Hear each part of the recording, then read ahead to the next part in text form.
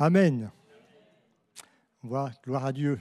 Je n'avais pas entendu une petite voix qui surgissait à ma droite et je pense qu'il était bon que cette prière soit exprimée à haute voix et que nous puissions lui dire Amen. Voilà, je parlerai plus à partir de l'épître de Paul aux Éphésiens. J'indiquerai la référence dans quelques instants. Mais compte tenu de ce qui a été dit dans une des prières, il y a quelques instants, je vais introduire notre réflexion à partir de la première épître de Paul à Timothée au chapitre 4. La personne qui a prié dans ce sens va reconnaître partie de ce texte. 1 Timothée chapitre 4, verset 1er. Mais l'Esprit dit expressément. Si c'est l'Esprit qui le dit, c'est du sérieux. On ne peut pas nous en désintéresser. C'est l'Esprit qui le dit. D'ailleurs, on remarquera avec l'Apocalypse, lorsque le Seigneur enverra les lettres aux 7 églises, il dira à plusieurs reprises ce que dit l'Esprit, pour bien montrer qu'il y a toute la parole de Dieu, bien sûr, est inspirée de Dieu, mais spécifiquement, il y a des moments où il nous est dit c'est l'Esprit qui dit expressément que dans les derniers temps, sont-ce les nôtres? Peut-être que oui. Moi, je pense que certainement. Compte tenu de l'actualité, compte tenu des événements, compte tenu de tout ce qui se passe au niveau des guerres, de tous les événements qui marquent notre société d'aujourd'hui, je pense que l'esprit de prophétie s'est manifesté ici. Quelques-uns abandonneront la foi, ça veut dire qu'ils l'avaient. Ils l'avaient, une foi authentique, mais pour diverses raisons, certains l'ont abandonnée pour s'attacher peut-être à quelque chose de meilleur, pour s'attacher à des esprits séducteurs, à des doctrines de démons par l'hypocrisie de faux docteurs, portant la marque de la flétrissure dans leur propre conscience, prescrivant de ne pas se marier et de s'abstenir d'aliments que Dieu a créés pour qu'ils soient pris avec action de grâce par ceux qui sont fidèles et qui ont connu la vérité. Car tout ce que Dieu a créé est bon, et rien ne doit être rejeté pourvu qu'on le prenne avec action de grâce, parce que tout est sanctifié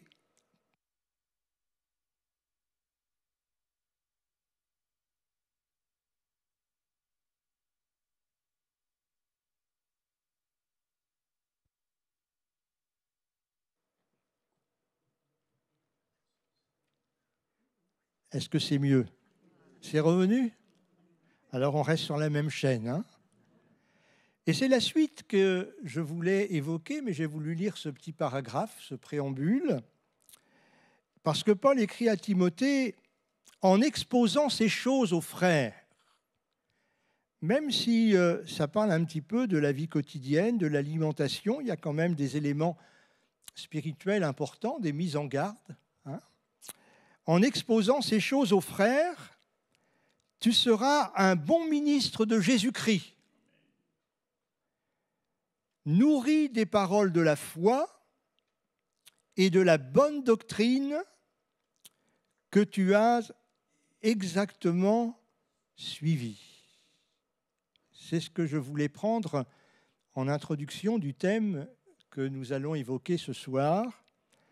L'apôtre Paul dit à Timothée qu'il doit exposer ces choses aux chrétiens et lui dira, bien, c'est le rôle d'un bon ministre de Jésus-Christ, c'est de ne rien cacher, dire des choses qui sont parfois bien agréables, merci Seigneur, comme du miel, quelquefois de dire des paroles qui sont peut-être un peu plus brutales, mais la parole de Dieu, c'est la parole de Dieu.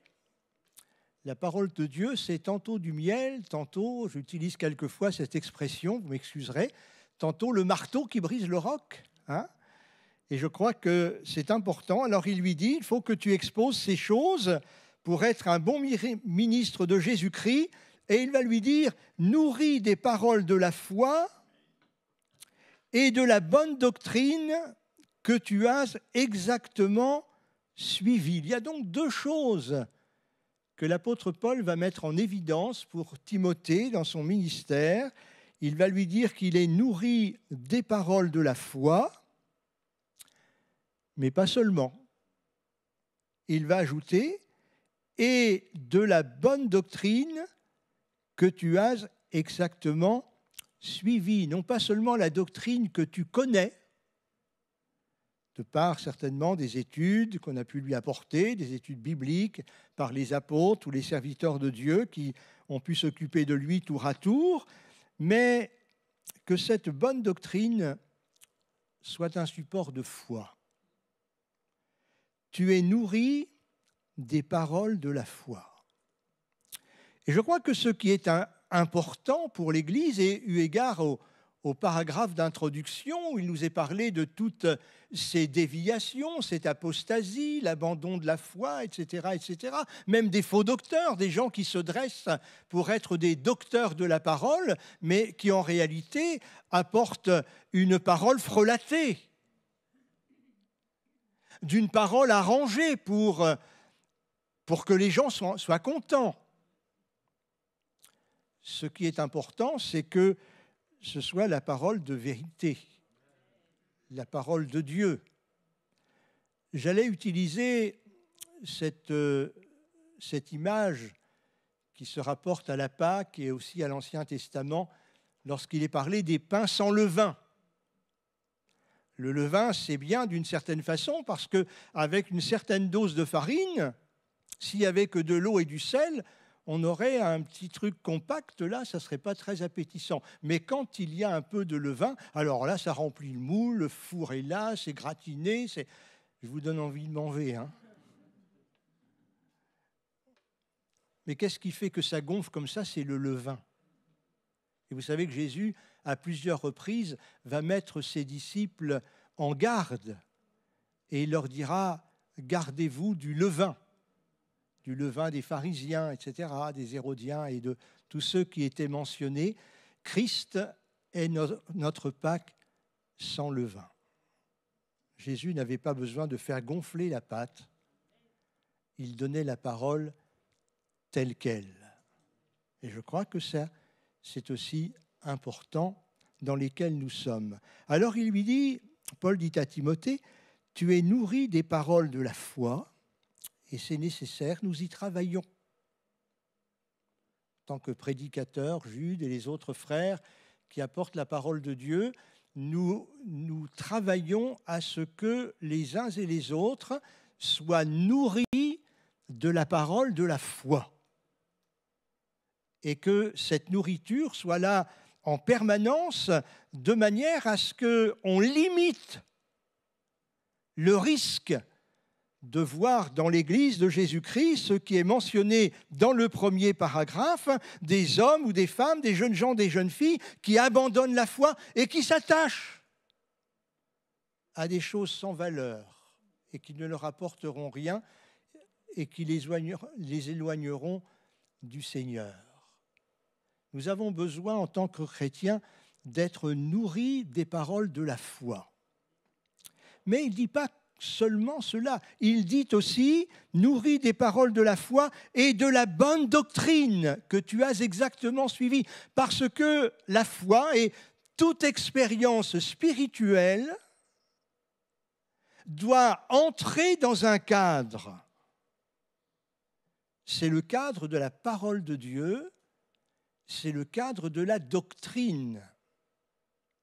La doctrine, l'enseignement de la parole de Dieu, les fondements bibliques qui nous sont donnés dans le cadre des prédications et plus précisément encore et plus profondément encore dans des réunions d'études bibliques, ce sont des enseignements qui sont là pour encadrer notre expérience.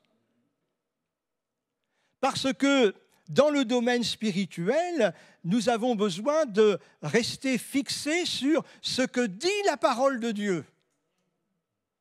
Sinon, on pourrait partir malheureusement un petit peu dans tous les sens.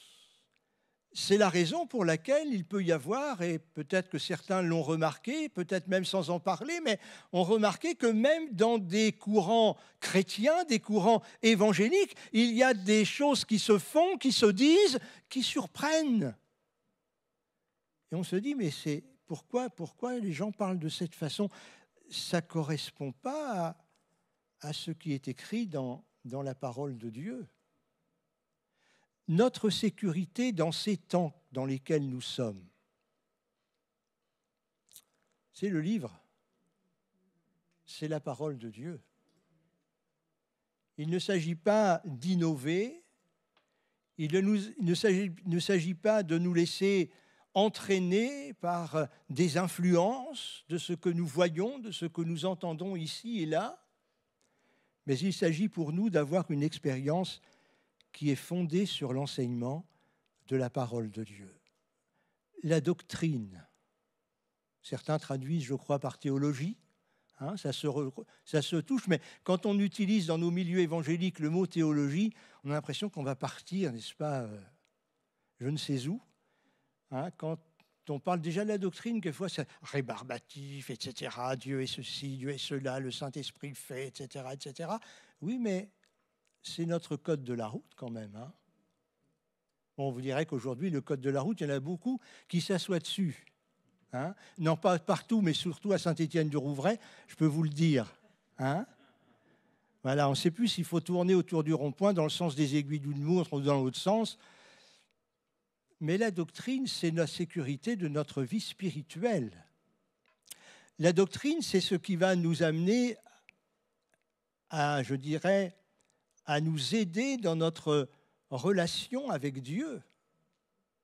C'est à partir de ce que la Bible enseigne que l'on va découvrir de plus en plus qui est le Seigneur, son œuvre bien sûr, mais ça c'est l'enseignement, c'est la doctrine au niveau du salut déjà, mais aussi au fur et à mesure que nous allons avancer, eh bien cette doctrine, elle va nous amener à dire tiens, Dieu est ceci, Dieu est cela, voilà comment Dieu agit. Et c'est ça qui va alimenter notre foi. C'est important.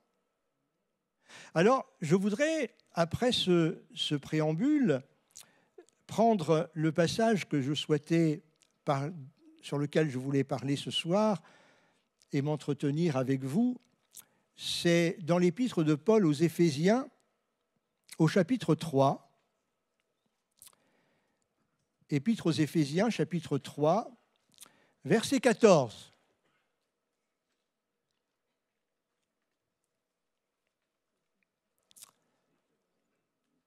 Voilà, ça s'affiche là-bas, ça ne s'affiche pas là. Ça s'affiche dans ma Bible. Je commence la lecture. Éphésiens chapitre 3, verset 14.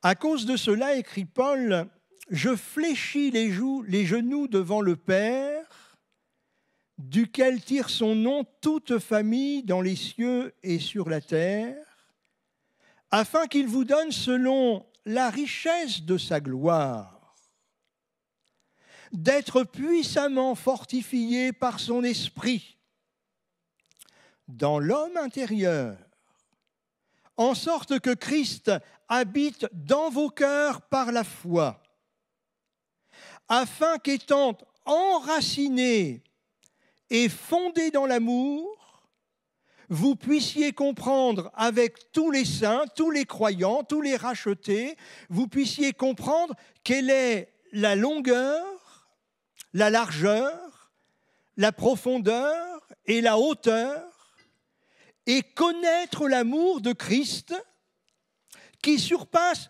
toute connaissance, en sorte que vous soyez remplis jusqu'à toute la plénitude de Dieu. Or, à celui qui peut faire par la puissance qui agit en nous, infiniment au-delà de tout ce que nous demandons ou pensons, à lui soit la gloire dans l'Église et en Jésus-Christ, dans toutes les générations, au siècle des siècles. Amen. Béni soyez. C'est un texte qui est super fort. C'est un texte qui est super riche. C'est un texte qui nous élève dans la présence de Dieu. C'est tellement fort ce qui précède et ce que l'apôtre va écrire, c'est qu'à un moment donné, on a l'impression qu'il va poser sa plume. Il va se mettre à genoux devant le Seigneur et il dit, à cause de tout ça, moi je fléchis les genoux devant le Père. Quelle différence ce que vit l'apôtre Paul maintenant de ce que vivait Saul de Tarse dans le judaïsme. Il fléchit les genoux devant le Père à cause de tout ce qu'il a fait et de ce qu'il a fait dans une grandeur extraordinaire. Je fléchis les genoux et il va dire dans ce développement que vous puissiez comprendre, pas seulement comprendre les mots intellectuellement, mais je prendrai le mot comprendre dans son sens, comme on le dit quelquefois, dans son sens étymologique, la racine du mot. Comprendre, se rapporte à ce qui est intellectuel, mais ça veut dire prendre pour soi, prendre avec soi. L'intérêt de ce que nous découvrons lorsque nous lisons, lorsque nous étudions la parole de Dieu, ce n'est pas simplement que nous augmentions notre savoir. Bien sûr, ça passe par là. Mais c'est ce qui va être déposé dans notre cœur, nous allons le prendre. Ça va faire partie de notre vie. Ça va alimenter. Volontairement, j'utilise le verbe alimenter, ça va alimenter nos pensées, ça va alimenter notre foi. C'est du bon pain de Dieu que nous allons prendre, dont nous allons nous nourrir, parce que nous allons prendre ce que la parole de Dieu nous dit. Vous comprenez le sens du mot comprendre? Ce n'est pas seulement de dire « Ah ben oui, j'ai compris le verset, c'est bien, ce n'est pas la peine d'insister, monsieur Hurette. » Pour moi, ce qui est important, c'est que la parole qui vous est donnée, vous puissiez la prendre, vous la laisser dans un petit coin de votre cœur où ça ne va pas s'en aller. Et puis la réunion terminée, ce soir, demain, dans les jours, les semaines, les mois, les années qui vont venir, vous puissiez encore repenser à ce que nous avons dit, parce que cette parole, on va l'avoir prise et je vais l'avoir mise dans mon cœur.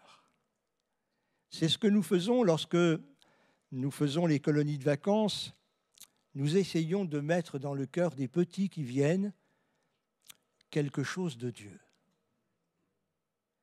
Et il y a quelque temps de cela, j'ai rencontré un papa qui m'a dit, « Monsieur Burette, vous m'avez eu à la colo de Mélé. » Ah,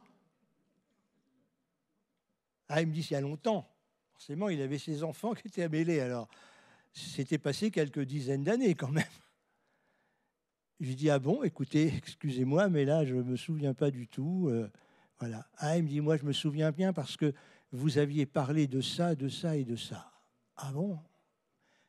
Je me souviens bien que j'avais traité ce thème-là, mais lui se souvenait très bien. Ça veut dire que quelque part dans son cœur, ce que j'avais dit, je ne sais pas quel âge il avait à l'époque, mais il l'avait pris. Et dans son jeune cœur d'enfant, il a fait placer ça dans son cœur. Et des dizaines d'années après, c'était toujours là dans son cœur.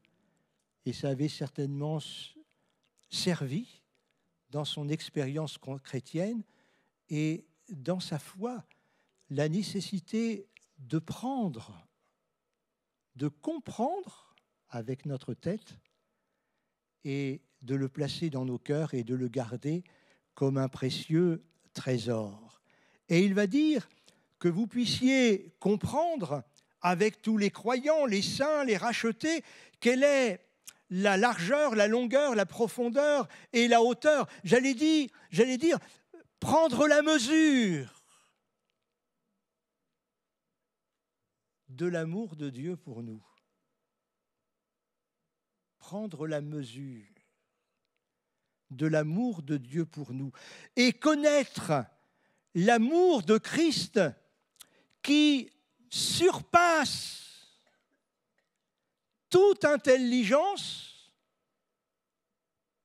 toute connaissance, en sorte que vous soyez remplis jusqu'à la plénitude de Dieu, l'amour de Christ qui surpasse. Au verset 20, il est écrit ceci, « Or à celui qui peut faire, par la puissance qui agit en nous, infiniment au-delà de ce que nous pouvons penser, demander ou penser. » Infiniment au-delà. Mais ça veut dire quoi, ça, infiniment au-delà? À la vidéo, on m'a demandé quel était le titre de ma prédication ce soir. Alors je lui ai dit, c'est infiniment au-delà. Elle m'a regardé avec ses gros yeux. Elle m'a dit, je lui ai dit, si le titre ne te plaît pas, tu le changeras. Infiniment au-delà. J'ai regardé un petit peu, parce que je ne suis pas un helléniste, alors j'ai regardé un petit peu où je pouvais pour trouver le sens qui est utilisé, le sens que peut avoir dans le texte original, ce mot utilisé par l'apôtre Paul dans sa lettre, parce que la traduction des textes bibliques en français n'est pas chose aisée. Les mots dans les langues originales, que ce soit hébreu, araméen ou grec, sont d'une grande richesse que l'on ne retrouve pas dans les mots de notre langue, et comme dans bien d'autres langues également. Les mots qui sont utilisés dans notre langue manquent en quelque sorte de relief. On a besoin de savoir exactement quelle était la pensée, la force de la parole qui était utilisée par l'auteur biblique. Alors en grec, c'est le mot hyperbalo. Le préfixe hyper, ça a donné hyper dans la langue française. Qu'est-ce que je prendrais comme exemple? L'hypermarché, tiens. Hein? L'hypermarché, c'est plus grand que le supermarché. Le supermarché, c'est plus grand que le petit marché. Après, ça va grandir. Alors, le grand marché, c'est des fois un peu trop grand, mais c'est comme ça que ça s'appelle. C'est le mot hyper. Et quand il est parlé de ce qui est infini, vous voyez que ça prend une certaine dimension qu'il nous faut comprendre. Alors il y a des explications qui sont données en complément. C'est surpasser dans le don, c'est jeter au-delà de toute chose, transcender, surpasser, exceller, être excellent, ou encore qui surpasse. Et c'est absolument nécessaire de le comprendre. Louis II a traduit également par éminente. Dans 2 Corinthiens, nous avons cette phrase « surpasser le don, jeter au-delà de toute chose ». Le Robert, lui, a écrit « ce qui est infini, c'est ce qui n'a ni commencement ni fin ». Ça nous parle, ça. Hein? Qui n'a ni commencement ni fin. Et c'est le Robert qui ajoute ça, hein, il dit « on peut également l'utiliser pour décrire les attributs de Dieu ». Tels que sa justice, sa sagesse, sa clémence. Le terme peut également être utilisé pour décrire quelque chose qui a eu un commencement et qui n'aura pas de fin. Infini est souvent utilisé pour caractériser le temps, l'espace, la matière et l'univers. Ni commencement ni fin, c'est l'expression qui est utilisée dans la Genèse quand il est parlé de Melchisédek. Ce souverain sacrificateur qui est allé au-devant d'Abraham avec le pain et le vin, et à qui Abraham va donner la dîme de tout. Et il nous est dit dans l'Épître aux Hébreux, qui était sans père, sans mère, sans généalogie, qui n'a ni commencement de jour, ni fin de vie, mais qui est rendu semblable au Fils de Dieu. Mais enfin, Melchisédek, c'est qui quand même? Pour qui il se prend? Et la Bible nous dit que Jésus est notre souverain sacrificateur selon l'ordre de Melchisédek. Vous vous rendez compte des siècles avant? Des siècles avant que Jésus ne vienne, Abraham, revenant de la victoire contre les rois de Kédor-Laomer, va avoir un face-à-face avec Melchisédek. Et le Seigneur Jésus dira à ses contemporains, « Avant qu'Abraham fût, je suis ». Vous remettez tout ça en lien, tous ces versets, dans la Genèse. Enfin, c'est pas possible que dans la Genèse, on nous parle de Jésus. Moi, j'ai mon Nouveau Testament, ça me suffit, quoi. Mais non. Jésus est éternel, il n'a ni commencement ni fin. Il a eu une vie d'homme qui a commencé. Mais le Seigneur Jésus est éternel, il entre dans le cadre de ce qui est infini, ni commencement de vie, ni fin de vie. C'est ça le sens du mot infini et que nous avons besoin de considérer et de garder dans notre cœur et dans notre vie. L'infini. C'est traduit aussi par ce qui surpasse, ce qui est au-dessus de tout, ce qui est incomparable, ce qui est immense.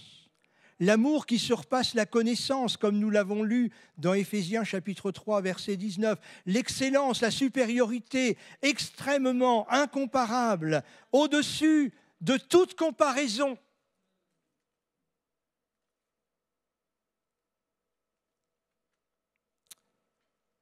L'apôtre Paul écrit aux Corinthiens dans la 2e épître, chapitre 4, versets 13 à 18.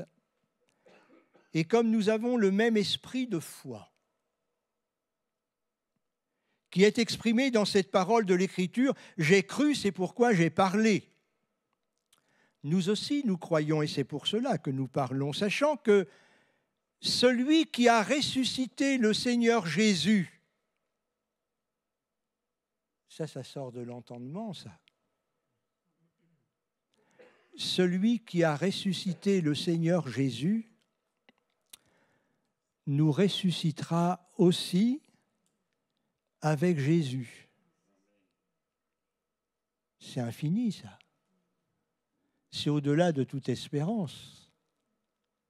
Ça nous suffirait presque de connaître Jésus du temps de notre vivant et qu'il s'occupe de toutes nos difficultés, de tous nos bobos. Hein?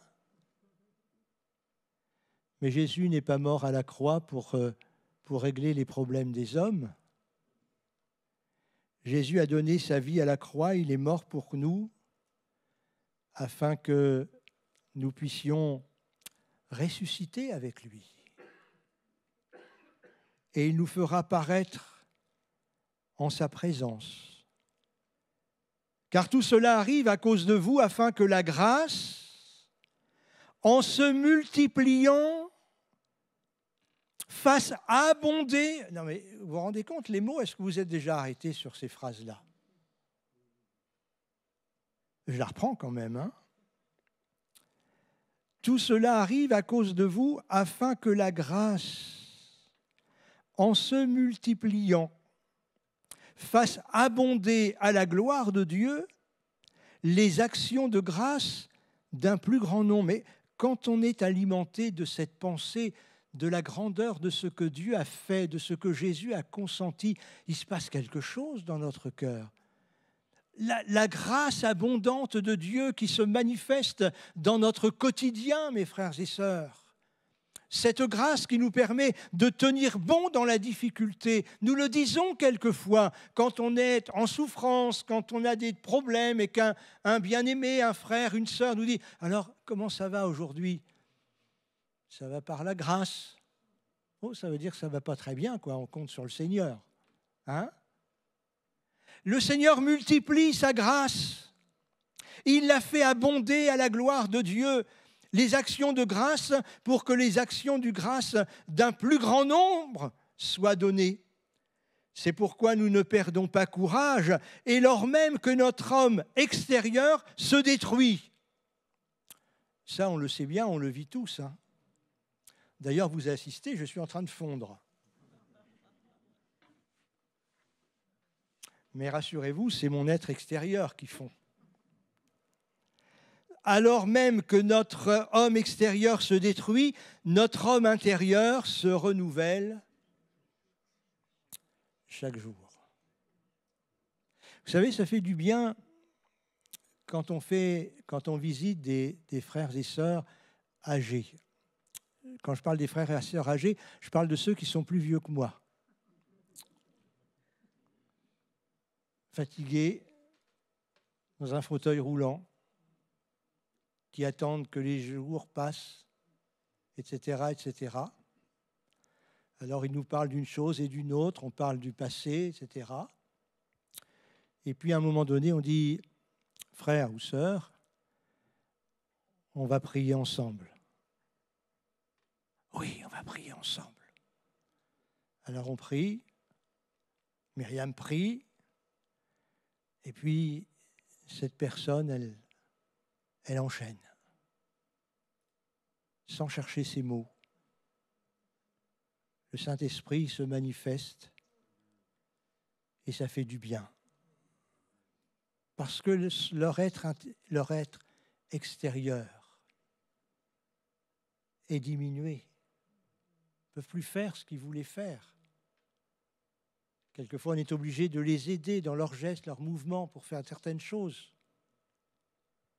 Mais béni soit le Seigneur, la parole de Dieu est la vérité. L'homme extérieur se détruit, la femme aussi. Hein.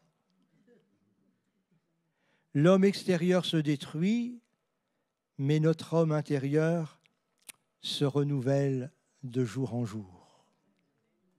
Béni soit Dieu pour la fidélité du Seigneur. Car nos légères afflictions du moment présent, et il y en a des afflictions, qui n'en a pas? On va donner la recette. L'apôtre Paul, qui a connu bien plus que de légères afflictions, c'est quand même lui qui écrit ça, hein?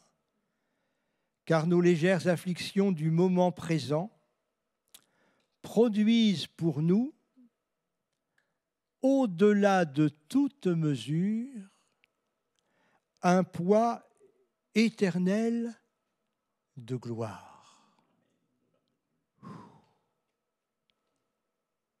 Nos légères afflictions du moment présent produisent pour nous, au-delà de toute mesure.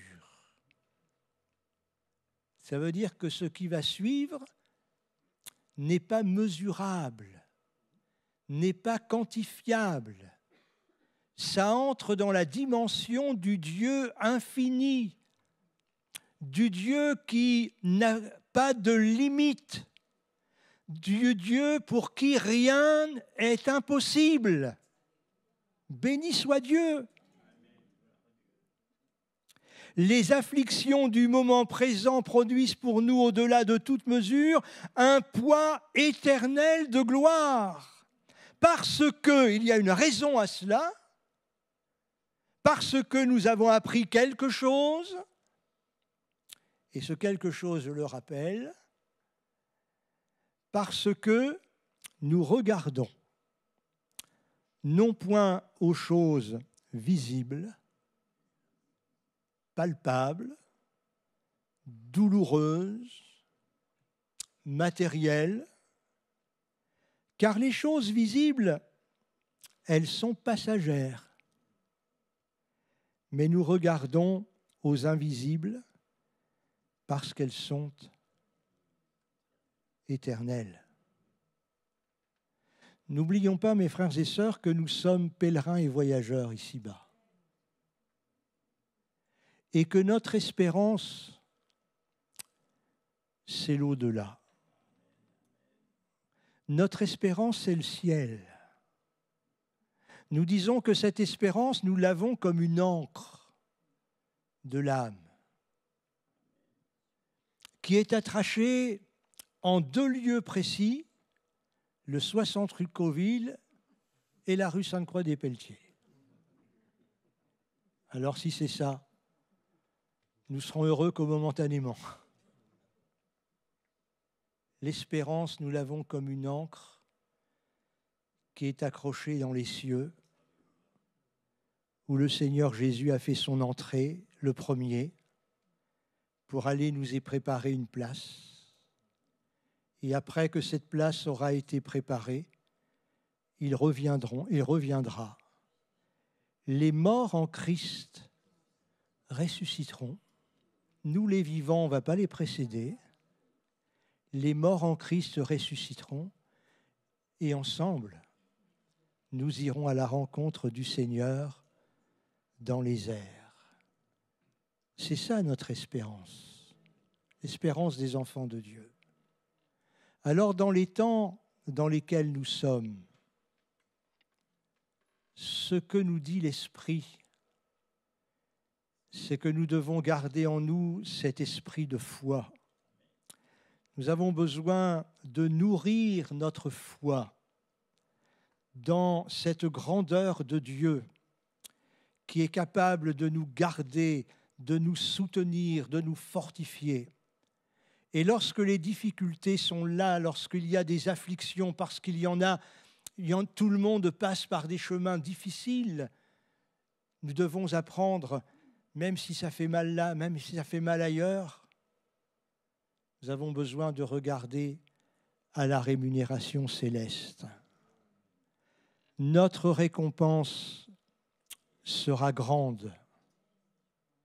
Notre récompense sera grande dans le ciel. Béni soit le Seigneur. Alors il faut que nous nourrissions notre cœur et nos pensées de ces choses de l'au-delà. Le Seigneur est magnifique. La mesure de son amour pour nous n'est pas quantifiable. On ne peut pas mettre derrière tout ça des mètres, des kilomètres, voire même des années-lumière. Ça dépasse toutes les mesures que les êtres humains ont pu mettre en place. L'amour de Dieu est insondable, il est infini, il surpasse toute chose. Il nous faudrait encore du temps pour parler de l'Épître aux Hébreux où tout est supérieur, et notamment cette alliance de grâce dans laquelle nous vivons est infiniment supérieure à ce que les hommes ont vécu avant que Jésus ne vienne. On aura peut-être l'occasion d'en reparler. En attendant, prenons ces choses-là, mettons-les à l'abri dans un coin de notre cœur et de notre âme, et sachons repasser ces choses dans notre cœur. Est-ce qu'on dit Amen? Gloire à Dieu. Eh bien, je vais demander à notre frère Jude de terminer ces moments par la prière et de nous recommander à la grâce du Seigneur.